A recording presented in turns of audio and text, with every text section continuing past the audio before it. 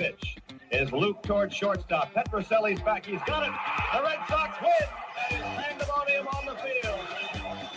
Welcome to the Great American Collectibles Show, brought to you each week by the National Sports Collectors Convention. Join us every Wednesday evening at 6:30 Eastern Standard Time and get the latest news from the greatest experts in the sports collectibles world. You can watch us on the Great American Collectibles Facebook page, as well as YouTube, or you can listen to us on Spotify, Pandora, iHeartRadio, or any of your favorite podcast platforms. And now your hosts, award-winning sports collectibles author Tom Zappala and Red Sox Hall of Famer Rico Petroselli. Oh. We're here. Taube's back. Look at this. Taube's eating a sandwich. John, what is that, a sub? I'm getting it ready. Okay. Little wah-wah. Little wah-wah wrap. There we go. Welcome to the Great American Collectibles Show. Tom Zapp, my co-host and good friend, Red Sox Hall of Famer Rico Petroselli, our producer extraordinaire, Lou Blasi. John Taube from JT Sports is in the house. And in the bottom left-hand corner, there's a black hole. And that's because we have Doug Keating. Doug is a dear friend of ours from Sports Card Promotion. And Doug just replaced, Rico Petroselli for first place in the IT, what do we call it? Lack of ability. Thank you very much. Rico's had a little more experience. I admit it, Doug. Doug's in the house with us. How you doing, buddy? Good. Yeah, I'm super busy with shows. I've just been picking up lately. Now, tell us about sports. Tell us about well, first of all, Rico, you were there this past Saturday, right? You and Jimmy Lomborg and Ernie D. Ernie D. Gregorio. Yeah, it was great to see him and Jim. By the way, Doug, I've been doing shows for Doug for a long time now. He runs a great show. Great show. Every time we go, I tell you, the dealers there, they recognize you by now. You go through and saying hello, they say, Rico, how you doing? They make me feel like a... Doug, I'll tell you something, Doug. It's got to be 15 years ago. You invited Ellen and I. You may or may not remember this. I think it was down in Weymouth when the T206 book just came out to do a book signing, and Rico was there. That was the first time Rico and I ever met. 15 years ago, 15 or 16 years ago at your show. Is that good or bad? The rest. I mean, we went. I don't know what the hell happened, but we started. Rico, you and I know you can't remember what you did yesterday, so I'm going to refresh your memory. You and I started talking, and we started talking about Italian food.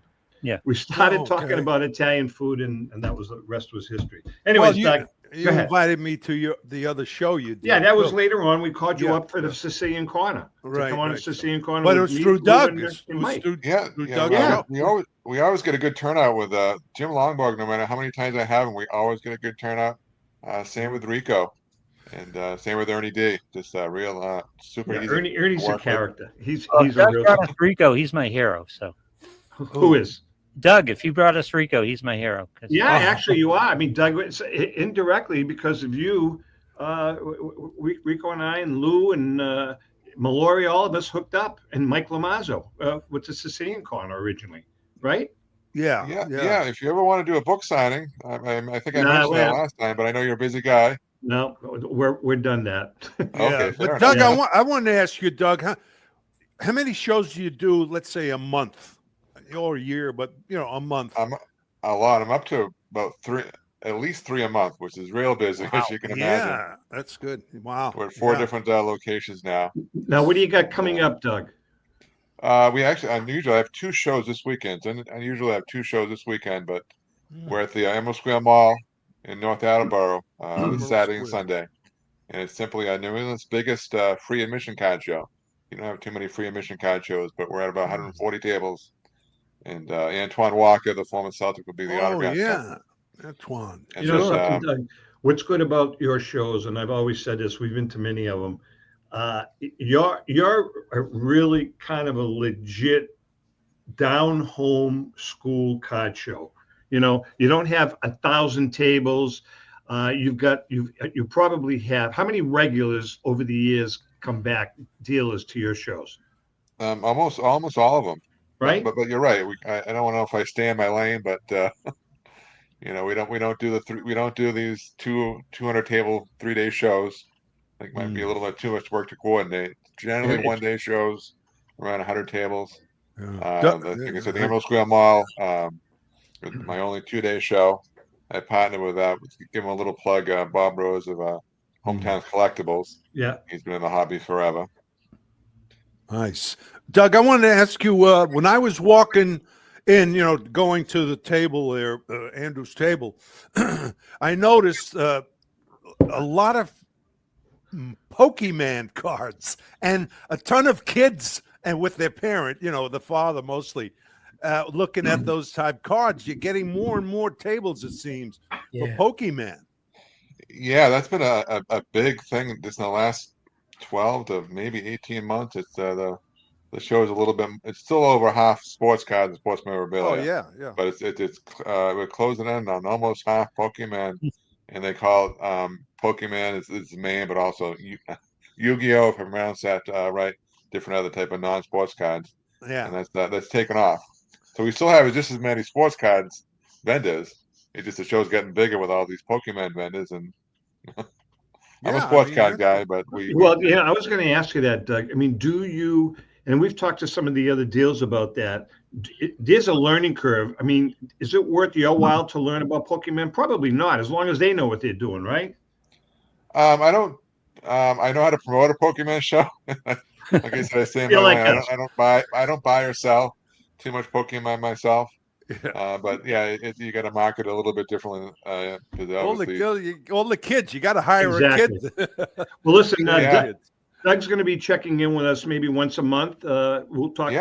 Besides talking about the shows, we're going to talk about the hobby. Doug, just wanted to say hi, and maybe next time we'll see your face. Maybe maybe. Yeah, I'm definitely going to work on that. But I'll help you out, Doug.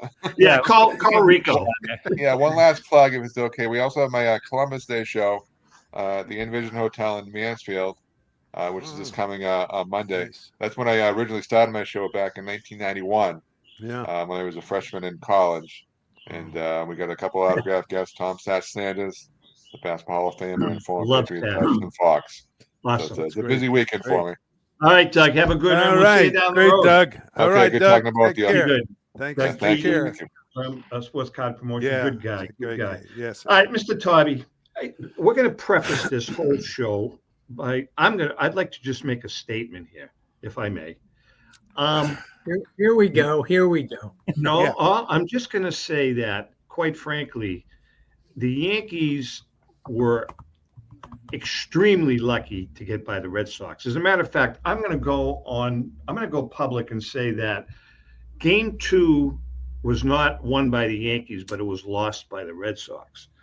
Having said that, I believe, and correct me if I'm wrong, that this day, well, we haven't seen tonight's game because today we're recording on Tuesday, and the game is tonight.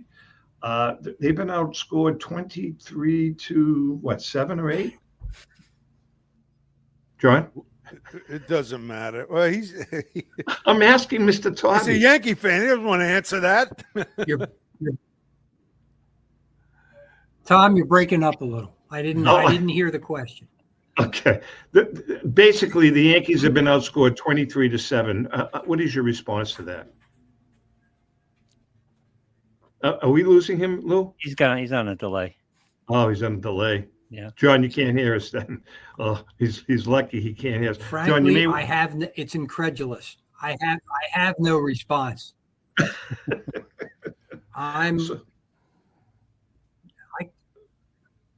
Oh, it's too bad. We're having signal's getting some bad signal. Well, the Yankees are responding kind of like the program is right now. Kind of, yeah. I don't know if you could hear me, but they don't. I agree with you.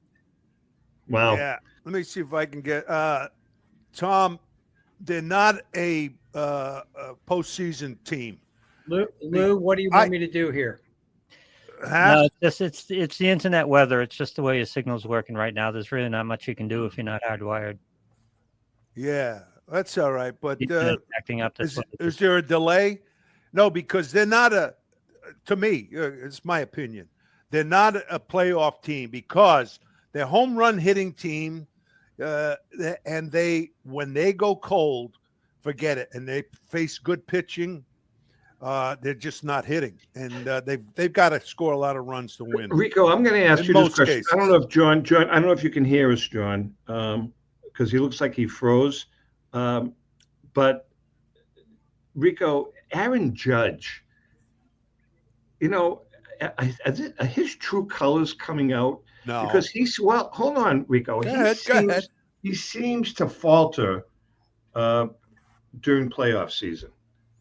I think he presses. I think he's fouling off a good pitch to hit, and then he's chasing bad balls.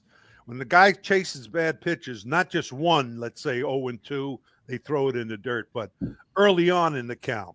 And he's anxious. He wants to hit a home run. In New York, he should go to right field, for Pete's sakes. Make contact if you can, and go to right field with that short porch to get him started. Even Ted Williams used to say, and he was a pull hitter, dead pull hitter, used to tell us, when you're struggling, go up the middle, the other way if you can, at least up the middle. It helps you wait a little longer and so on. And that's what he's doing. He's, all the pressure's on his shoulder. I think Rico hit it on the head. I'm going to go off and come back on. Okay. I don't think it's an Aaron Boone issue. I think it's a spin of the wheel type of lineup. It's home run or nothing for them. It's old school. Oh, I don't know what that is. That was Boone. Boone was. So I don't know. I don't know why they're pinging on Boone. I think the roster is flawed. They had good pitching though. I thought they'd do better. Yeah, that kid was. The kid was tremendous. Right. But Lou, are you saying that you think Boone is not the problem, or did I misunderstand? I don't think Boone is the problem. No. Really? No. Boone does what the manager has to do in New York, is he keeps the clubhouse together. They kind of play for him. He can't go out in the field. Last year in the World Series, he didn't drop that fly ball in center. He's not swinging and striking out. He's not missing out on the home runs. They don't play well on the road either. It's the way the lineup's constructed. It's the way that roster's constructed. I don't think Boone is a great manager, but he's not the problem. Very interesting. So I guess the question then is, they have their front four on the pitching staff is great. I think their middle relievers are horrendous. I think they're really, really they're tough. But defensively, man, I think they have a lot of flaws. What do you think, Reek? Well, yeah, I mean, they make errors. They blame the shortstop a lot this year, which was ridiculous. Here's the thing with errors, and you count errors, and I know it's when a guy makes an error, you don't know what's going to happen afterwards. But how many errors led to runs? That's one of the things you got to look at. Now, again, if it did, if you got away with it, then the pitchers did a pretty good job. But still, everybody makes errors. I mean, but the overall defense is, kid at second base.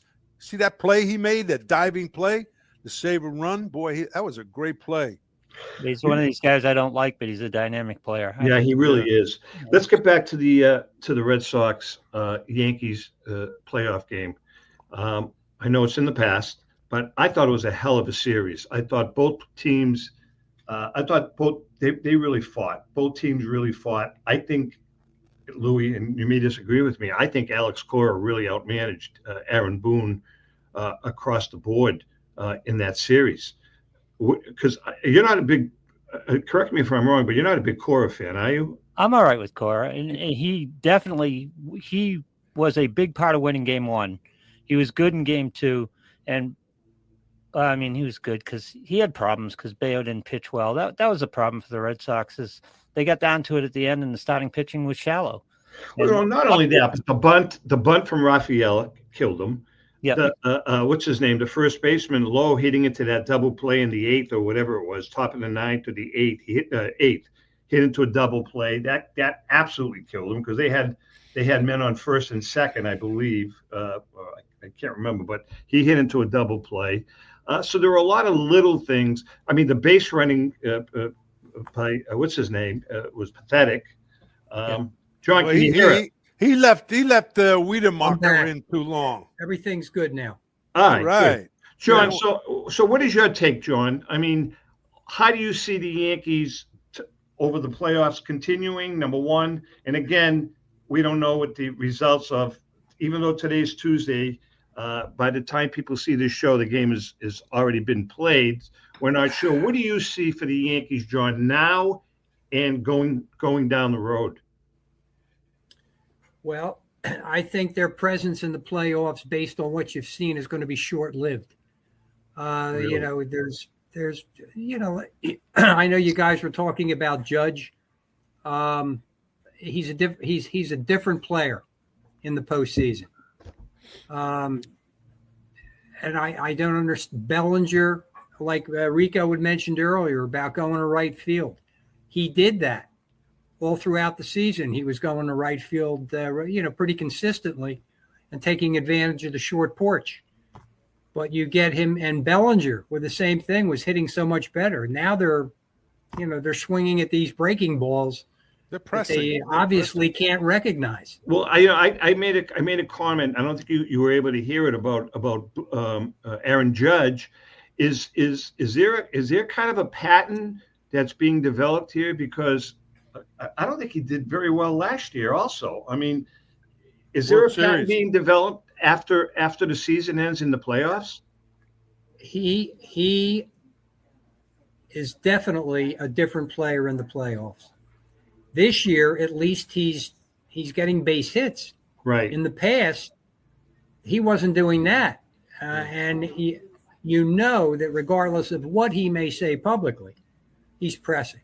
All you have to do, you squeeze the handle a little bit more. You're starting to guess. You chase. Exactly right. Yeah. Good point. Rico, I want to ask you this question because we're talking about Aaron Boone. We're talking about just the whole pressure of playing postseason. Rick, you played in 67 and 75, and I'm going to go to 75.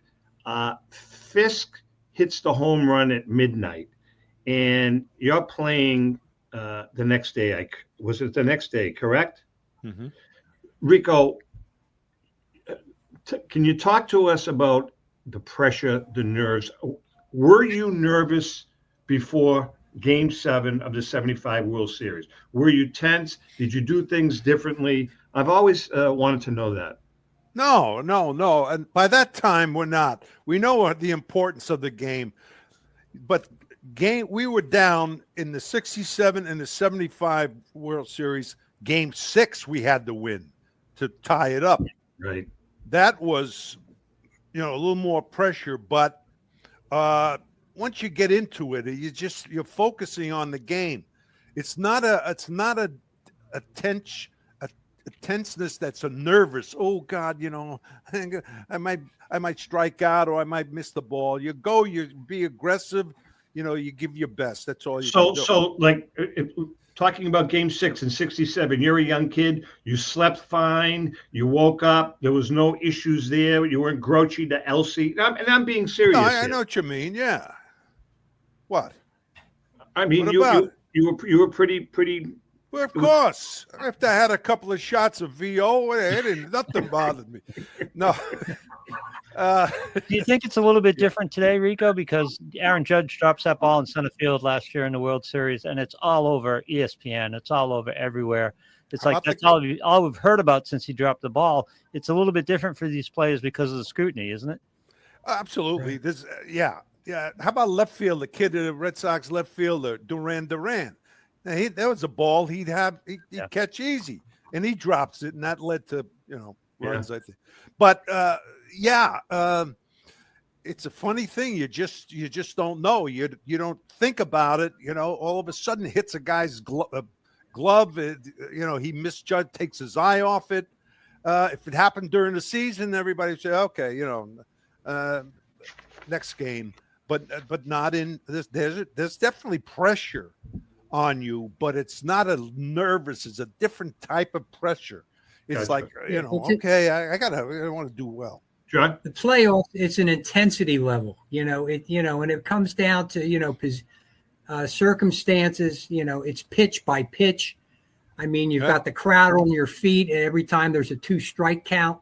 It's a whole different atmosphere. It's exciting. It is tougher. And John, are the Yankees carrying a little extra load because of last year's World Series? Good point. Well, the Yankees are carrying a little extra load because of the fact that they're the Yankees. Yeah. There's an anticipation when they go into the postseason that they're supposed to win. So they have that carrying with them, let alone what happened last year. I mean, that 5th inning, I was at the game. I had the best 5 innings of my life. I thought the game was over. Yeah. That's a good point. That's what happened. Apparently it was, so one thing can change. One thing can change a game. If you look at every single game, you really look into it detailed wise. There's one thing that happens usually that turns the game around. Now it might not be an error. It could be an umpire's call, a missed call. Boom. Next pitch is a home run. But if you used to look at as a manager, when I managed with the Red Sox and them, we used to look at every single thing, every single detail of what really one thing that changed the game. Good point. It's for a fan. And sometimes at the time you don't know what it is. Sometimes at the time you know what it is, but sometimes at the time you don't know what it is. Yeah. If you go look back at the game, if that happened, and some are definite, it definitely happened. By the way, the Yankees, but you see some of the other games, I tell you, the Dodgers, they're tough. And Milwaukee, my goodness. Milwaukee's got a good team. Oh, yeah. They really Milwaukee, the Dodgers. But listen. Well, can I ask John the first bat? Well, let's do this. I'd like to do this. We're running, obviously, because of some technical difficulties, we're running way behind. Lou, we're going to go an extra 5 or 6 minutes at the end. That okay? Yeah. All right. So we're going to take a quick break. Wait a second. When we come back, get the audio up. I'm sorry? Hang on and vamp a little bit because I got to get the audio up. Okay. And when we come back, by the way, it's the second week of the Final Four, Rico. Next week's the championship. Oh, God, I'm so nervous now. The now AI I'm really basketball nervous. tournament, but John's going to stay with us for a few extras. We got a lot of stuff to talk about regarding JT Sports, baseball, all of that stuff. Hang in there, and we shall be right back.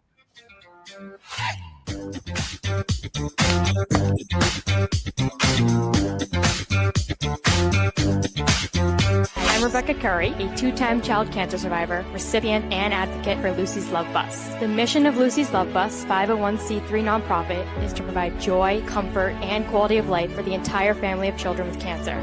Since 2006, they have delivered love and comfort to over 3,000 children with cancer and their family members across New England. The dream of Lucy Grogan, an 11-year-old cancer patient, was to help kids with cancer who are suffering right now, before there is a cure, by offering free, integrative therapies like art, music, horseback riding, and many other activities. Unfortunately, Lucy passed away, but her dream lives on, and today Lucy's Love Bus is thriving.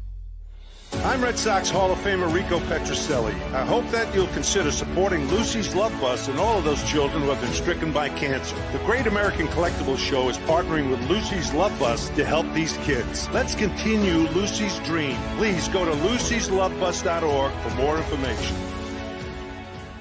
Since 1996, Brian Drent and the staff at Denver's Mile High Card Company have led the charge in the collectibles hobby. Mile High is a full-service dealer specializing in buying and selling cards and offers a competitive consignment program for all collectors. Whether it be their computerized want list service, appraisals, or auction services, Mile High has it all. If you've been searching for a company with a selection of high-grade vintage 1888 to 1970 baseball cards and memorabilia that shares your passion, aim high, Mile High. Go to milehighcardco.com or call 303-840-2784 for more information. Let's go! Batter up! Hi, everyone. This is Rico Petrocelli. JustCollect.com. a leader in the vintage sports card industry, is giving free appraisals on your vintage cards.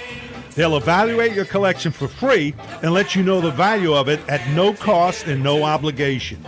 If you're ready to sell, JustCollect.com will offer you industry-leading prices to buy your card collection. To begin your free baseball card appraisal, visit JustCollect.com or call them at 732-828-2261. That's JustCollect.com for your free vintage card appraisals and top buy prices for your cards. Check out JustCollect.com today. Hi, this is Dan from Memory Lane Auctions, here to remind you that the renowned Memory Lane Collectibles Company has served as a beacon of light to the collecting community for the past several decades. Indeed, folks, it has been our utmost privilege and pleasure to provide the most enthusiastic collectors with an abundance of the finest sports cards and memorabilia for America's most coveted sports personalities via our world-class auctions. Whether you choose either a private sale transaction or the auction route, Memory Lane cordially invites you to reach out to us to maximize the value of your prized possessions. Also, it is not just sales that we pride ourselves on being the best of the rest, because if you are seeking a particular keepsake for your esteemed gathering, we will be relentless in our quest to find that special piece to fulfill your collecting dreams. So no time to wait. Reach out to us today for the purposes of capitalizing on our unparalleled marketing capabilities. Simply pick up the phone and dial 877-606-5263. That's 877-606-LANE, or find us on the World Wide Web at www.memorylaneinc.com. Now is the time for your valued consignment to ultimately become another one of Memory Lane's record-setting prices. With record-breaking sales from everything from the white border T206 Honus Wagner for $3.12 million to some great items that support the Jackie Robinson Foundation, Golden Auctions has set the highest standards for the finest in sports cards, autographs, and game-used memorabilia. We're always accepting consignments of high-end premium sports treasures or entire collections. Please register for our next auction and bid now at goldenauctions.com. That's golden with an I. We at Golden Auctions are committed to providing unsurpassed customer service for the discriminating collector. That's exactly why we're the leader in the industry. Visit goldenauctions.com or call 856-767-8550. Remember, Golden Auctions. We don't just break records, we shatter them.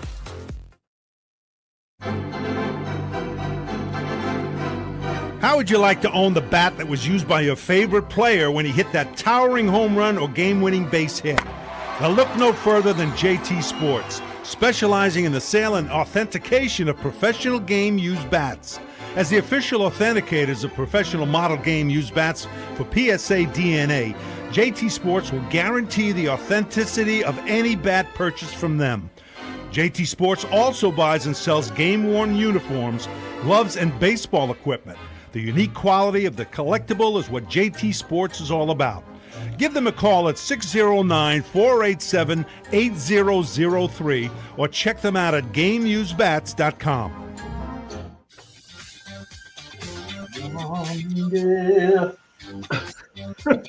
We are back, and Petroselli is singing for us. We love it. Well, hello. I got a question for, or statement for John. John, I don't know if you, I don't know how many games. Now, wait a second. Just let me check one thing. Now, I know that you and your company fixes bats and everything. Did you see? Wait, John. Could you fix the bat that had the hole in it that Rico used when he went 0 for 32? Yeah, right. That's one of the things. But no, the bats that were broken in these post-game shows, I mean, they're splitting right in half. I've never seen anything like it. Guys getting jammed, and boom, the whole bat breaks in half. Can you finish that? We have a restorer who is employed by us, who does masterful work, and a crack like that for him is not a problem at all. That's amazing. Really? And he's done that. He has done that, in the past. Yes, he's John, amazing. Is there any value to a broken bat like that? Like the bat that Duran shattered in half. Mm-hmm. Is there any value to a bat as is, 2 pieces, 3 pieces? Well, there is, especially if it's a significant bat from a notable occasion. But it's been our experience over the years that when you have something severely cracked like that, collectors, they prefer, something that is a little bit more secure, more stable, so they'll get it repaired because, part of bat collecting is picking it up, taking a swing, and enjoying it. But no, and there are, I have a Jeter bat that was cracked during the World Series, broken in half. And the owner of that has a picture of the bat in 2 pieces. It's coming apart. Jeter has swung, the barrel is out here, and he kept that just the way it was and framed it up that way. All right, listen, we have a lot to talk about with John, but before we continue, we got to talk about the GAX AI Sweet 16 all-time tournament, powered by Danny Shapiro and the Basketball Savant, and sponsored by our good friend Paul Borges and the gang at PB Collectibles. Remember, if you have a bitch about this hog, please contact either Danny or Paul, not us. This is the last game of the Final Four. Next week, Rico, is the championship. Wow, I can't wait. I'll tell you. This year, I'm going to get nervous. In week 2 of the Final Four, we have the 2016-17 Golden State Warriors versus the 1996-97 Chicago Bulls. And the winner will go on to play the Philadelphia 76ers, which is that's a good team. The 83 76ers, the winners will play next week. So let's talk about this game. Who won? If you had to go with any kind of a strong argument for both the 1996 Chicago Bulls and the 2016 Golden State Warriors, you've got one hell of an argument. The Bulls had the edge in overall roster depth, athleticism, and defensive versatility, while the Warriors' revolutionary three-point shooting and faster pace would present a unique challenge for the Bulls' defense. Let's take a quick look at the arguments for the Chicago Bulls from 1996.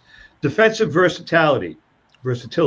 Scottie Pippen could guard Steph Curry, while Michael Jordan was an elite perimeter defender capable of containing Klay Thompson, forcing the Warriors into unfamiliar matchups. Offensive power and clutch play. The Bulls had Michael Jordan at the peak of his powers and an array of offensive threats to exploit any weaknesses in the Warriors' defense. Rebounding and physicality.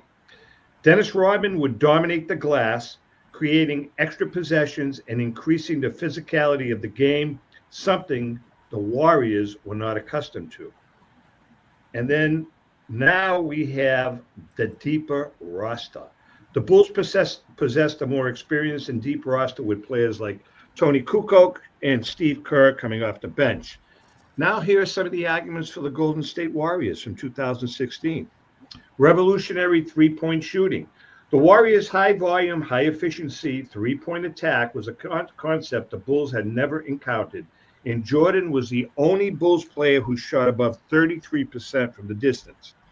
Pace and space offense. The Golden State's faster pace and greater floor spacing would stretch the Bulls' defense thin, creating open lanes and shooting opportunity. Unstoppable off-ball movement. Players like Klay Thompson would be difficult to guard off the ball, posing a unique defensive puzzle for the Bulls. The game of 2016 had evolved significantly, with teams being more efficient in utilizing different offensive strategies than in the 1990s, giving the Warriors a statistical advantage. However, the Warriors' shooting was at their best, and the Bulls would have a hard time containing the offensive explosion. But if you look at all things, a hypothetical game between the 2016 Golden State Warriors and the 1997 Chicago Bulls, I think, as well as AI, and I think most people will agree, we go with the Chicago Bulls, who beat the Warriors 126 to 123 in overtime. So next week, for the all-time NBA championship, we have the 96 Chicago Bulls versus the 83 Philadelphia 76ers. Going to be a good game. What do you guys think, Reek? Well, I think it was a great game. I remember that game. No, seriously. You're right. The 3 points, the Golden Warriors, hitting 3 points, going through 3-point guy like Curry and others. I think they made it close. They made it close by that because they're very tough to defense. The three. But I think overall, defensively, Rico. I know. You got to give it to the Bulls. Yeah, I do. In overtime, so I agree with that. The Bulls, I don't go against the Bulls at all during that time with Jordan. Forget it. John, any thoughts on that? I know you're a basketball guy. No, I'm blanking on basketball. Jordan, baseball 24/7, but the Bulls during that stretch in those years were incredible. It was an incredible team. Yeah, it's going to be interesting. I don't know what the results of next week's game is, but that 96 Bulls team was something, Lou. And I know you're a big fan of Michael Jordan's. I like Michael Jordan. Yeah, no. John, the two things you have to address with this type of exercise, you have to address the difference in errors and how they adapt against each other. Yeah. No doubt. The thing that I don't think is taken into account often enough here, and as we look at these teams and talk about the players, all I'm thinking about is the teams that have more dog in them. Those Bulls teams had a lot of dog in them. I don't know if the Golden State Warriors had that kind of dog. Driven by Rodman. Yeah, that was a work pail bunch. They were. Yep. You're 100% right. They were physical, they were tough, and they was arrogant, and I mean that in a good way. That's not derogatory. Yeah. They were just arrogant. They were good. Yeah. Hey, John, speaking of Michael Jordan, any value in a Michael Jordan gamer from his minor league days? He took my question. Valuable. Really? A bona fide Jordan gamer from something that he used, with Birmingham, the Barons. If you have an autographed, okay, if it's autographed, you're looking at something that'll probably go 50,000 plus. Really? Wow. Oh yeah. Geez, what about his uniform? The and his spikes and all that. Good question. Yeah. Anything right? Jordan, verifiable is valuable. Oh, I got one thing. I saw him in spring training. Tito was there. Francona was the manager, and they were there talking. And I went over there, and I gave him. I offered him some chewing tobacco. Jordan. No, seriously. And he wouldn't take it, but I said, boy, if I had that chewing tobacco after he chewed it, that would be worth some money, wouldn't it? Huh? Little spit. I didn't realize Tito was his manager. Yeah, man. You laugh, but you put the chewed wad in an auction, that's what I mean. Yeah. And you will get bidders. Hey, how about that banana? They had a banana on the wall. I know, on the wall. I remember that. A wall, and somebody paid $1 million for it. So anything goes. Anyway. Hey, John, I want to. I've been reading some articles about, Enrico brought it up. The difference. What's going on with the physical makeup of bats in the MLB today? But there are so many different bat manufacturers now that have skin in the game. With MLB, can you talk about Marucci and Victus? What kind of companies are they? Good quality bats? Can you shed some light on those two companies? Well, Marucci and Victus. Victus is part of Marucci now. Oh, see, I didn't know that. Okay. Yeah, that's a new. That's probably a couple years now, and they've gotten to the point where you want to call it dominance. They are now the official approved bat by Major League Baseball.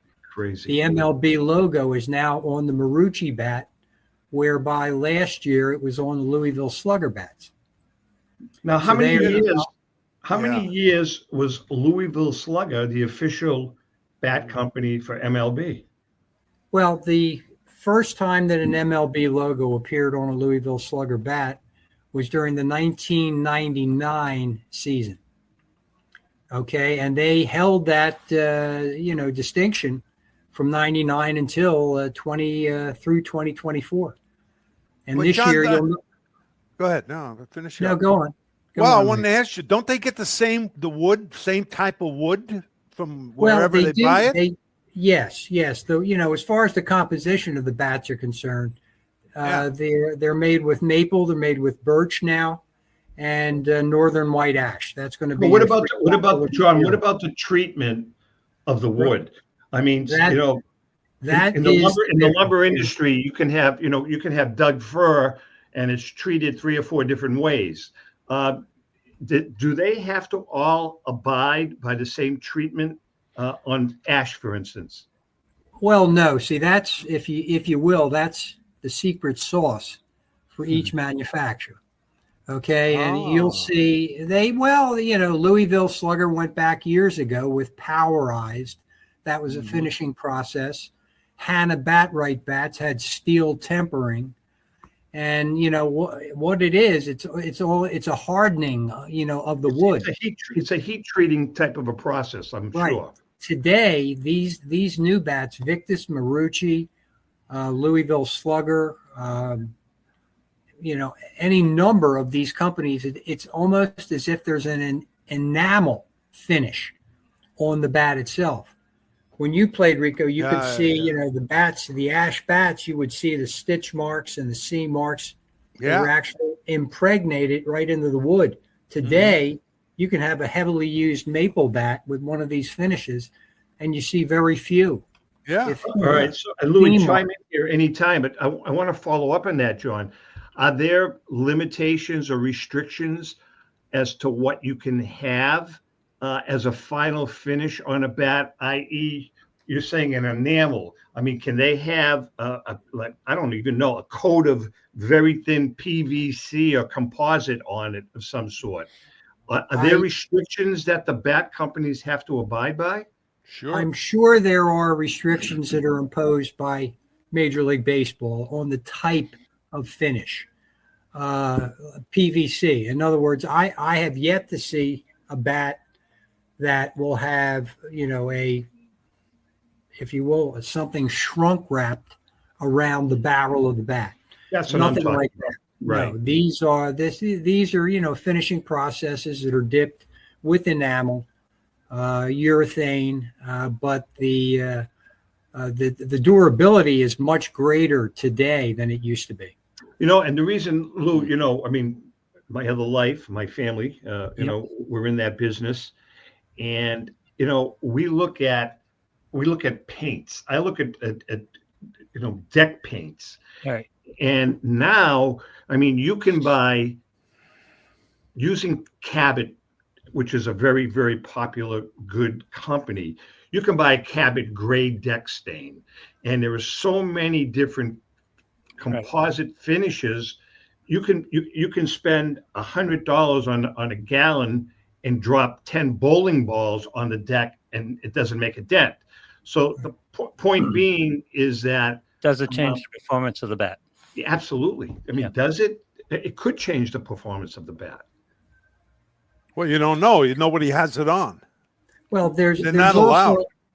There's also a company that is now taking. Let's say you get an order for a dozen bats and you're a player. You send these bats to the company. They will actually do a test that will select the top bat out of that 12 for the distance. That's the potential of using the That's really interesting, because I was going to ask Rico what his process was when he got his half dozen bats in spring training and you sifted through them. What were the ones that you picked and why did you pick them? Well, we used to like the wide grain. The wide grain would be harder. The thinner grain would kind of not just break, but they would open up a little bit each grain, and so that was it. But we never got the good wood. Yaz got all the good wood. No, it's just kidding. But that's what we look for. But John, what about the collectors now? Are you getting any older bats coming in? And what about these bats from the the top players of today, the modern? You seeing much action with those? I guess everybody, either. Yeah, vintage bats. I mean, we just in past couple of days, it always amazes me the number of bats that are still out there that have not been authenticated. Yeah. But we've come in about 65 pieces in the past 2 days have come in the door to get done. Vintage is still very popular. And as far as the newer bats are concerned, I liken it to being driven by the baseball card market with the hot rookie cards, like this year. Who do you think, I'll ask you, who do you think the most popular request is this year? Oh, it's going to be Cal Raleigh. Cal Raleigh, that's correct, because, of what he's doing. And then after the Boston series, who do you think, they lost to New York, but we got a few calls for Yoshida. Oh, yeah. Wow. And I'm telling you, he's the guy who scares me the most in that lineup. Yeah. John, is it an organized pipeline for these things? Or, like, for example, if I'm Shohei Ohtani and I'm scrimping by on $2 million a year until my deferred payment comes in, I'm stuffing away all my bats, I'm stuffing away all my gloves, all my game-wearing jerseys. Is it a player-by-player thing, or do the sports organize this pipeline a little bit for game-use stuff? There is an organized pipeline. Many of the ball clubs have pro shops, right in the ballparks now. The Red Sox do.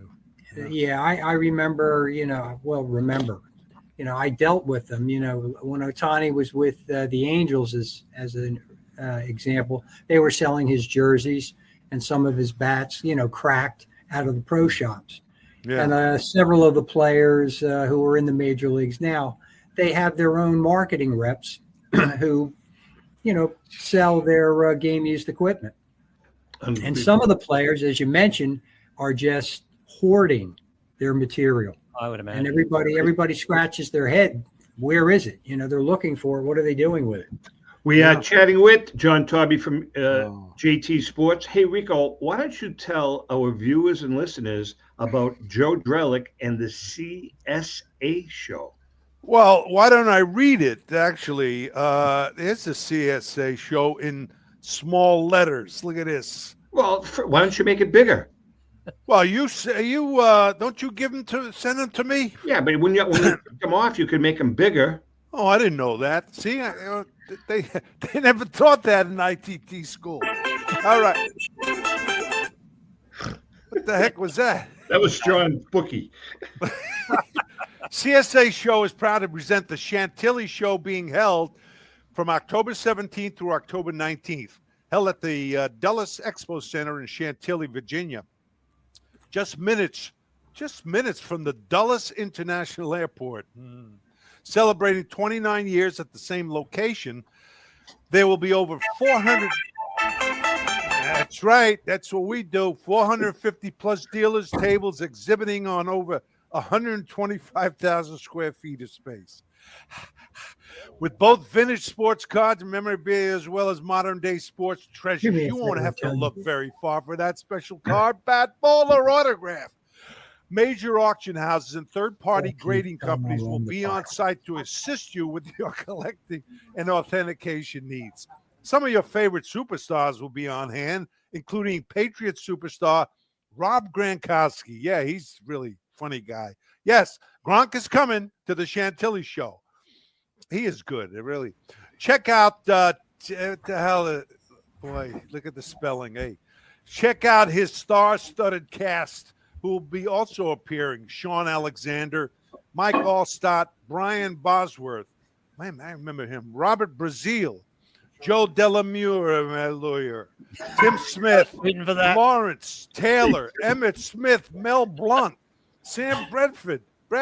Ty Law. Hey, Dennis Rodman's going to be there. Dominique Wilkins and many more. That's a lot of. For more information, go to what the hell is that? For more information, go to that's the Chantilly Show, where you can find all of your sports collectible treasures. Go to CSAshows.com. Great show. By the way, Joe DeLaMia's spelling is not even close. Well, you know something? I did not write that. They wrote it for me, so they not even in the ballpark. Really? Good. We had chatting. As you can hear the bats in the back. Joe, what are they doing there? Making bats? What are you doing back there? Yeah, guys. Ambient sound. You can hear the bats. No, it adds to it. That's what we do. That's what we do. Are they playing Pepper back there? What are they doing? I thought it was my memory. Now we're putting a little more use on them. That's good. Hey, John, I want to ask you about. We talked about this before. Photo match playoff bats. Yes. How often do you have to photo? How often do you photo match a bat number one? Is it something that 1 out of 10 bats, or I mean, there's got to be a lot of work that goes into trying to find a photo that goes with the bat. Well, there's a tremendous amount of work that does go into it. PSA entered that space a little over a year ago, and they are now conducting their own photo matching endeavor right out of corporate headquarters in California. It's very time consuming because you're looking, relatively, like, I don't want to say a needle in a haystack, right? But you're looking for a game used bat in the hands of a player, and you depend on the amount of imagery that's available, and that imagery dwindles greatly when you get into pre-2000. When you get into pre-2000 images, it gets difficult. I mean, it must. But it's the pinnacle of collecting. I mean, who wouldn't want a game used uniform photo matched from a significant event? I mean, that's the whole idea of collecting. Sandy Koufax is exactly right. Rico, years ago, I know you remember this, and I've tried to. I'm trying to get it photo matched. I bought a game used Rico Petrocelli jersey. Remember, Rico, that we're going to use to donate. Yeah. And I'd like to try to get it photo matched. I know it's from, like, according to the Beckett authentication, I think it was Beckett or JSA, whoever the hell it was. They zeroed into 1971 or 72. It was a wool uniform. When did you guys start with the wool? I think 74. I think we started. Okay, so anyways, I'd like to get it photo matched, but it's real difficult to do that. Bro, I'll take it. Listen, I'll sure take you it will. off your hands. I know. But John, I know you could sell a deck worn Rico jersey. Just get a jersey for Rico and have him wear it on the deck. There you go. I got spaghetti sauce on it. John, I want to ask a question. If I can. Where the hell is it? Can anybody ask? Go ahead. No, because this was a good question. John, go ahead. Would you think if they could do something to the handles of the bat? Now this is modern handles of the bat, because guys get jammed and these bats are splitting. I've never seen anything like it. Where they're splitting, not just on the handle, say it breaks totally, in half, but the wood, it splits in half. And plus it's dangerous. But I wonder if they could ever do something. Not that, I know you don't make bats, but just your opinion on that. Well, there are a few, I don't want to call it a safeguard, but a safeguard that is player applied. These grip tape. You've seen all the players using this grip tape now, colorful. Okay. A lot of times the crack is contained, under that tape. Mm-hmm. When a batter uses the bat and cracks it on the handle. Yeah. There's also been rubber grips that have been applied factory. There have been fiberglass grips that have been applied. But the bottom line is, when you take one in the kitchen and you get jammed, Yeah. the's not much you can do. Especially if the 100-mile-an-hour fastball. That's exactly right. You know, that bat's going to crack. All right, listen, I know we're running late. We're going to run a few extra minutes. We're going to take a quick break. We come back. John's going to join us for the last segment. We've got some other bat talk. Maybe a little Yankees talk. I love bat just talk. to rub it in a little more. Maybe a little more Yankees talk. We'll have to see. What? You going to complain about that? No, they're going to lose. They're going to lose tonight. Don't worry about it. Well, we'll see. Hang in there. We'll be right back.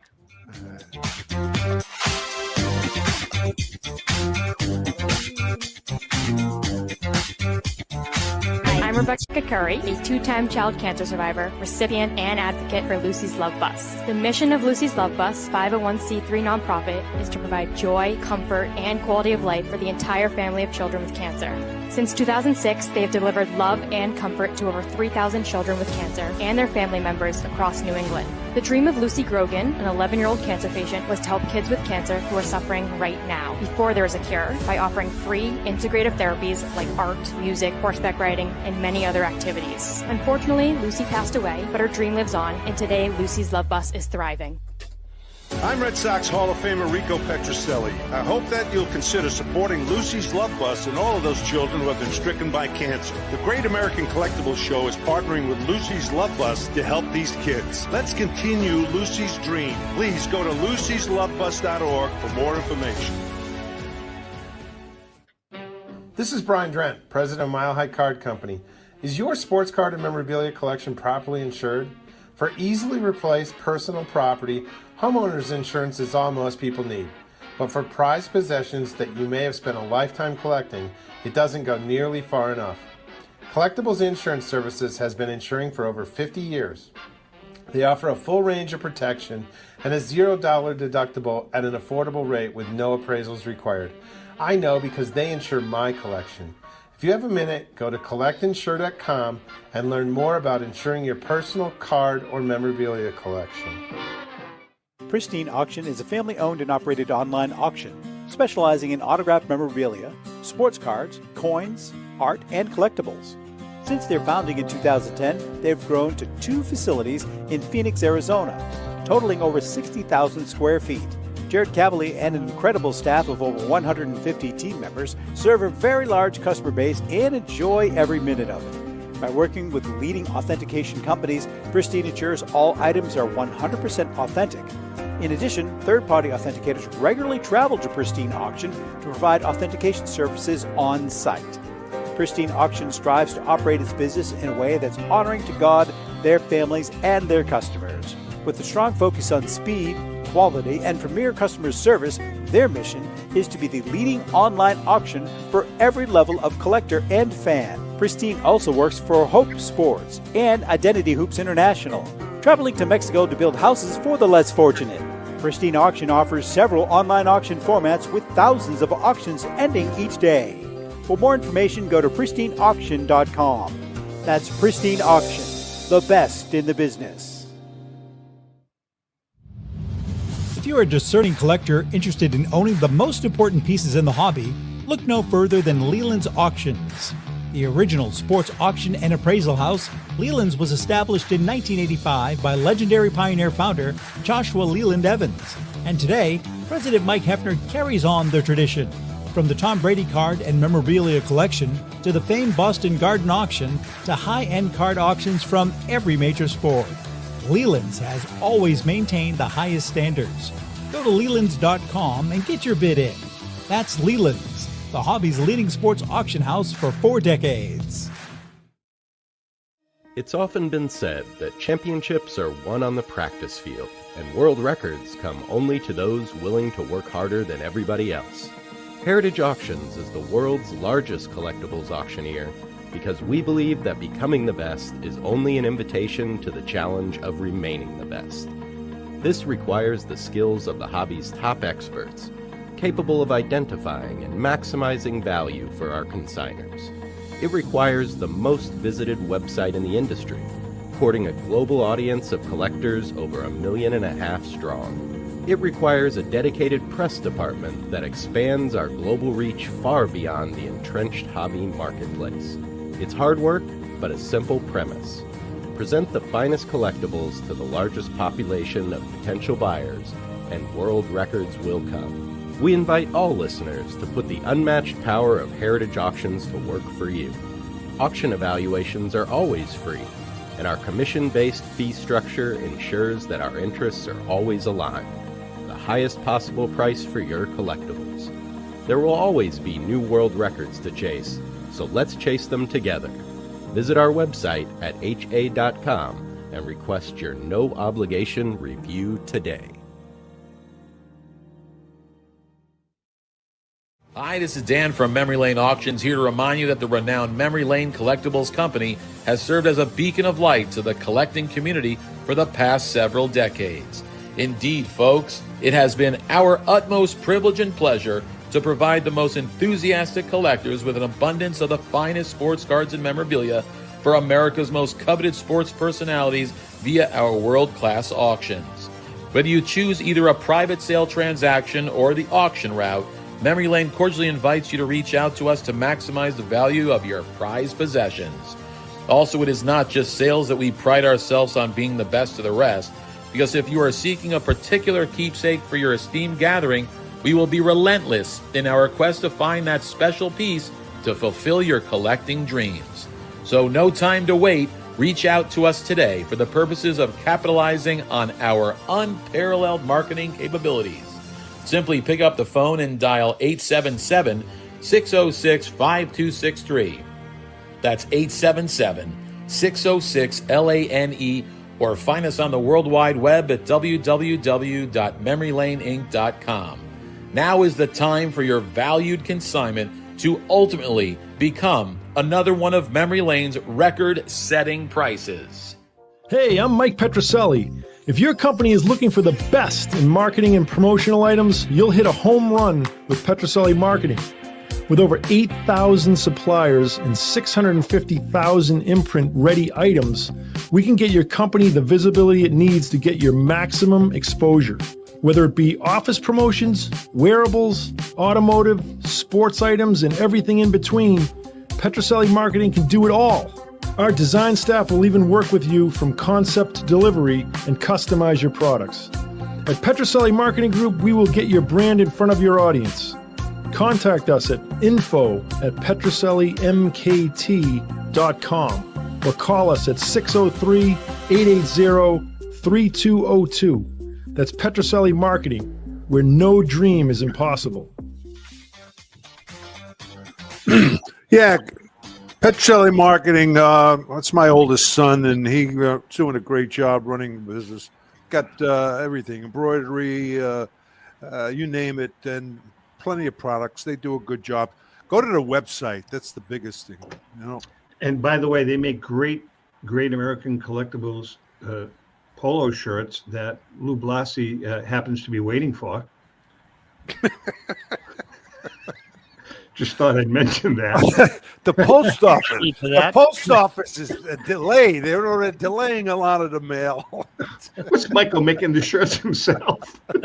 All right, listen, I want to talk about our good friend Tom Ruggi and the staff at Destiny Wealth Management. If you're a card and memorabilia collector, have you ever thought about how to manage your collection long term? Well, I certainly have. I look at my personal collection, and through the advice and expertise of Tom Ruggi, have learned that you need a professional to help you categorize, evaluate, and eventually put a liquidation plan together with your dealers or auctioneers if you or your family decides to sell your collection. Most importantly, you need to be aware of the tax ramifications when you liquidate. Don't forget, Tom Ruggi Wealth Management will also handle all of your investment needs. And by the way, congratulations to Tom, because he was just voted Wealth Management Guy of the Year in the state of Florida. So congratulations to Tom. That's Ruggi Wealth Management, the go-to company to manage your collectibles decisions. Go to Destiny Wealth Management. And Lou, why don't you tell our good friends about our good friend, Tom Finkelmeyer and the Finkelmeyer Insurance Agency. Well, the famed Finkelmeyer Insurance Agency has been insuring collectibles since the early 80s. The late Tom Finkelmeyer wrote the original sports memorabilia insurance policy when no one else in the industry was insuring sports collectibles. A lifelong collector of sports cards, Tom Sr. instilled the love of collecting in Tom Jr., who is the current president of Finkelmeyer Insurance Agency. Tom Finkelmeyer Jr., with 3 decades of insurance experience, has paired that expertise with 50 years of collecting and with a litany of professional designations, including counseling and risk management. Tom covers every aspect of your collectible insurance needs. Unlike some of the companies that sell collectibles insurance directly to the consumer online, Finkelmeyer Insurance Agency is the only independent retail agent who specializes in sports memorabilia and collectibles nationwide. Representing all major companies that sell collectibles insurance, there's no agent that insures more collectors, dealers, appraisers, auctioneers, or events in the collectibles hobby than Finkelmeyer Insurance Agency. Our good friend, hobby legend, and guest of the show today, John Taube of JT Sports, has been using Finkelmeyer Insurance for over 20 years. For more information, go to thefia.com. That's thefia.com. That's Finkelmeyer Insurance, where collecting is our passion. John, you have been using Tom for a long time, huh? Yes, I have. Yeah, he's a good man. He's a good man. I Good like man. Tom. Good. And you know, Rebecca's working for him now. I don't know if you knew that. Rebecca Tran No. from PSA. Yeah, she's working. okay, She used to work for PSA. Good. Hey, I've always wondered, we talk a lot about finds, collectible finds in the hobby that really kind of make it exciting. But let's talk about lost treasures for a minute, John. John, in your estimation, what is the greatest lost treasure of baseball bats? The bat that disappeared, the bat that everybody wants to know where it is, but nobody knows where it is. I'll give you one guess. Well, Black Betsy, though, but don't they know where Black Betsy is? Joe Jackson? Well, Joe Jackson, there are a few bats out there of Joe Jackson, but the one bat that is not surfaced, that is probably the most storied bats in the hobby. Hold on, let's think of this. Is Babe Ruth's 60th? Is that around? No, it's not Ruth's 60th. Lou? Rico? Ruth's what do you call? No, the bat that he called the shots. There it is. Chicago. The shot bat. The called shot bat has yet to surface. Wow. And who knows, did it end up in a fireplace? Did it end up in an umbrella, holder? That's what I was going to get. That's what I was going to ask you. What are the possibilities? Because bats obviously would last a long time. So. Well, my own theory is, Ruth was a prolific gifter. And there are stories about him having a trunk in his apartment. And when people would come over and, visit, have a few drinks, Ruth would give them a gift when he left.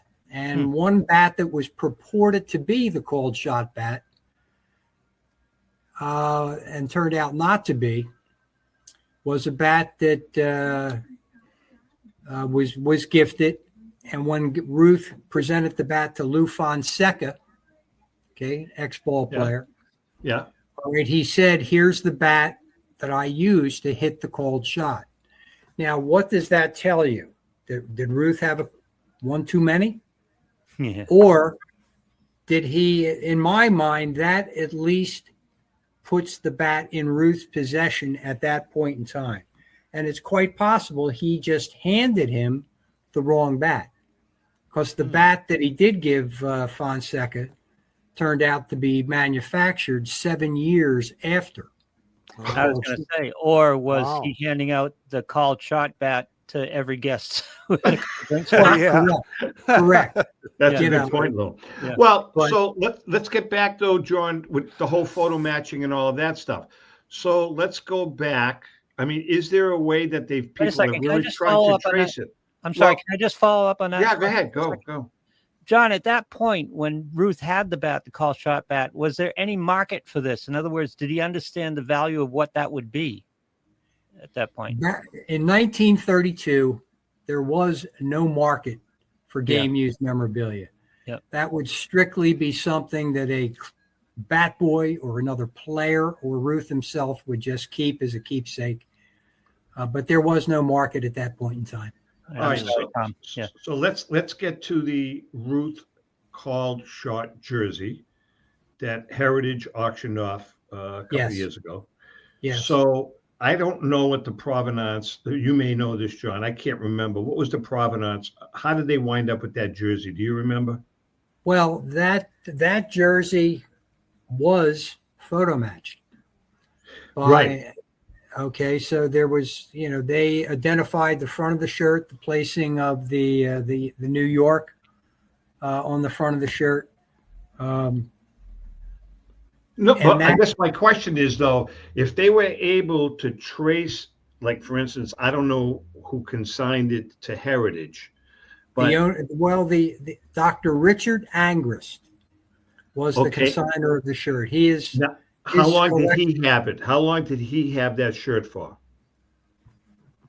I would guess 15 years, 20. Okay, so my point years. is, could they trace any way they could trace that shirt back to whoever got it originally from Ruth, and then maybe, try to find out a little more about the bat that went with it? Is that an impossibility? I think that the original story was, if my memory serves me correctly, that bat came out of the trunk of Ruth's car. After a game of golf. Originally, and then it surfaced years later, was sold, and then the matching, the experts, the authenticators took over, did an initial report on the bat, which was solidified in a few years later. And somebody could have that bat, John. Somebody could actually have that bat and not know that it's the called shot bat, correct? Oh, exactly. There's nothing that's going to designate that or delineate it from any other bat that he was using at that time. And that's what people, and the imagery that's available, unfortunately, is not going to allow any type of match work to be done. Wow. John, tell me your reaction when Cal Raleigh hit the 60th homer and the guy caught it in the stands and handed the ball to a kid. I think that's great. How much money did he give up right there? Well, I don't think it's as much as you think, because it's not a record ball. For catchers, it is. For catchers, isn't it? Oh yeah, for catcher it is, absolutely. Well, it's a record for a catcher, but I mean, it's he's got it's a single season home run record. Yeah. So it is valuable. I would probably, especially to Seattle fan, maybe 5 figures. Okay, that's pretty significant. Yeah, that'll send the kid to 1 year of college. Right. Hey, John, is there anything you can share with us without getting yourself in trouble that you're working on now to authenticate, or anything you've recently authenticated that's huge? Anything you can share with us? Well, when you've been doing it as long as I have, you become a little desensitized. But as I sit here at arm's length. Yeah. Oh, there we go. There's a Ruth bat that we're looking at. Just grab it. It's underneath the grab desk. a Ruth bat, just hanging under the Ruth. desk. Hey, look at the barrel of that bat. Holy mackerel. What's the size of that bat, John? Stan Musial. Oh, the man. Oh, wow. This is a tough day at the office. God almighty. I know. Okay. That's great stuff. Wow. Yeah. John, go ahead. Well, I love this. John, can you hold up that Ruth bat again? Baby That's Ruth. Unbelievable, isn't it? Yeah. Look at that. So look at the size of that thing. Yeah, this is 36 inches, 40 ounces. So what year are we talking, John, approximately? Have you zoomed in on that yet? Well, yeah, it's there's a little branding flaw in the center brand, but it's 23 to 25. Oh, man. That's right in the wheelhouse, baby. You know right how in the hard wheelhouse. it is, how strong you got to be to just whip that bat around. I was going to say, Rico, could you get 40 ounces around on 102 miles an hour? Yeah, you know where I would be. It would be still on my shoulder. I'm trying to get it out. Hey, you know, Nolan Ryan threw 100 miles an hour, you know? Yep. And I had a lot of luck. I hit 057 against him in 10 years. John, what about the value of that bat? We only have a couple of minutes left. What about the value of that bat? Can you share the potential value of that Ruth bat or not? Well, it's Ruth. It is the right vintage. It's early 20s. Wow. The peak Ruth bat would be 1920, 21, where he comes into New York and, you know, has two tremendous seasons, you know, with home runs 54 and 59. This bat is probably I'll just say six figures, maybe 2 or 3 times over at this point, you know, for the market right now. There's no provenance, there's no written documentation. Right. But it's, you know, it's really with Ruth, a lot of the documentation is done with the bat itself, with the specifications, the length and the weight and the vintage. Yeah. You know, I've always, again, we only have a couple of minutes left, but one last question from me. Are there any Cap Anson bats out there, for instance? I know there are a couple of King Kellys, but are there any, like, what is the oldest bat out there that belongs to a Hall of Famer? Do you know offhand, John, that's out there? Well, a notable bat, Anson, a notable Anson bat is a bat that is, we authenticated the bat to be from 1897. Wow. Okay. And it actually has, I don't have an example here, but when you look at the center brand on, this is a bat from the 20s. The center brand on this Anson bat is on the back side and it's branded in the other direction. Wow. Ooh, okay.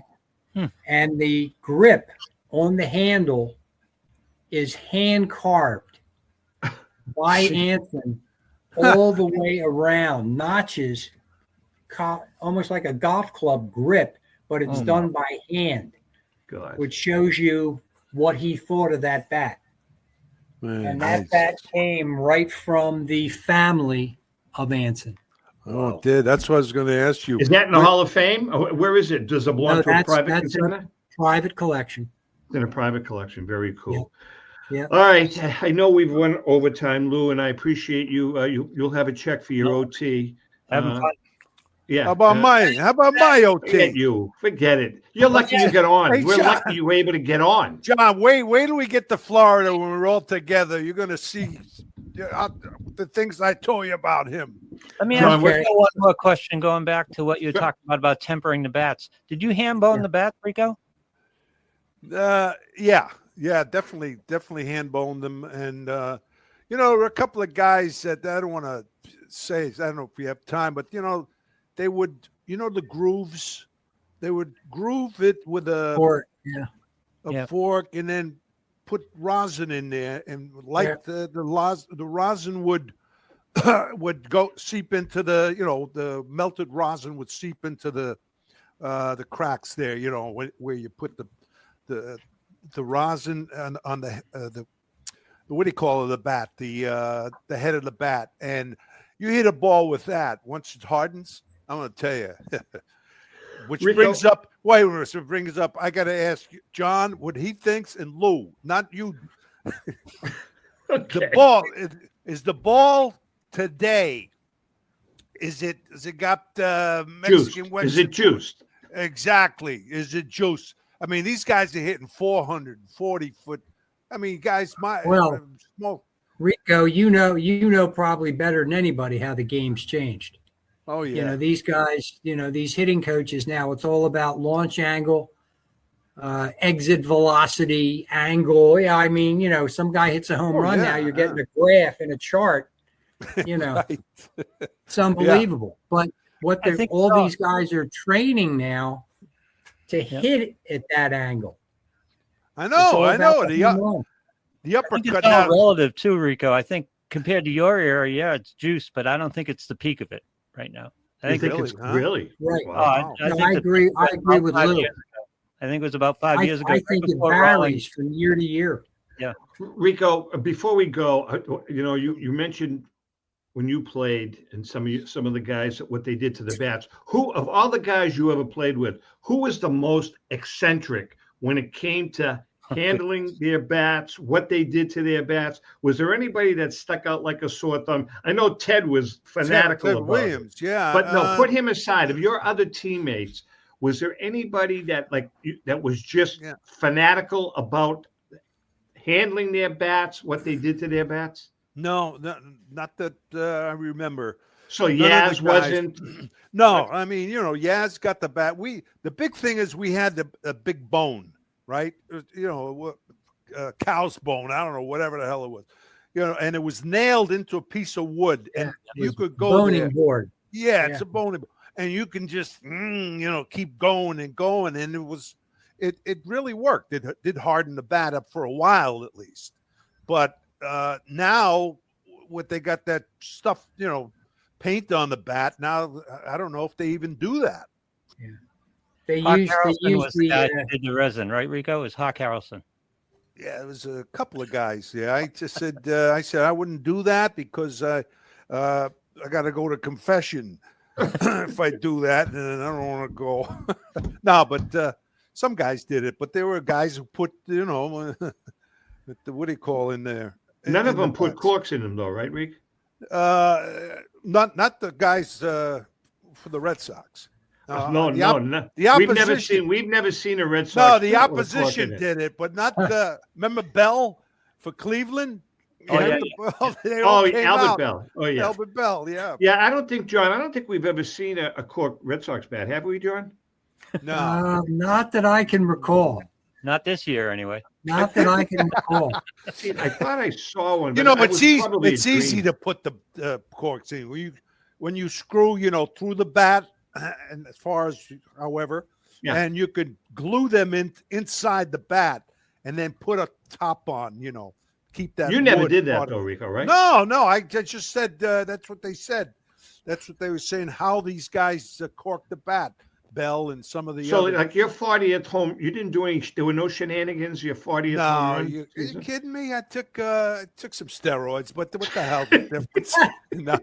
No, Rico, never. Let me ask you one question. Of course. Did you ever just try a corked bat in batting practice? Did you ever do that? Well, not really. Maybe once somebody had one. I don't know. Yeah, but I was asking because could you actually see a difference? Yeah, was there a difference, Rick? Was there a difference? Yes. Oh, there really is, huh? Big difference. Yeah. That's the difference. The cork is different than anything else that you would put in there. That's interesting. Because of those little balls, it bang, it just came off the bat. Oh, I mean, that's what I heard. No. John, I'm sure you've handled a couple of cork bats. Yeah, have gone through. Do you have any like right now that are like for sale? I mean, that you could tell. I'm serious. Like this is a cork bat, or you can't say who is from it. You're kind of like in between a rock and a hard place, right? Yeah. If we have something in the office that's corked, I don't want to. I first of all, for in the event of a liable action, sure. I don't want to mention any names, right? But I can tell you that I have seen cork bats from bench players all the way up to the greatest guys that you can think of. I can imagine. I could buy that.